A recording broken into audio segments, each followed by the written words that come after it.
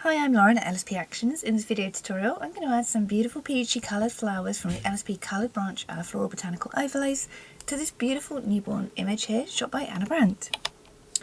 So for the full main tutorial, where I go quite slowly and show you how to install the actions and get started with these, you can watch tutorial number 1. You're hearing my children in the background. Okay, so which ones shall we use? How about we use peach pink top down for these? These are going to be really in the foreground, really beautiful and big and bold, like you're shooting through them. And let's add another one of these.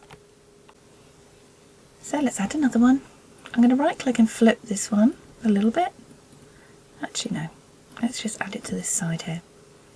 So we really want that shoot through. I'm just going to click to lighten this one up a little bit, but take the opacity down on the lighten up layer that's been created. How about one more for luck? Let's go with the same kind of theme, adding these peachy pinks.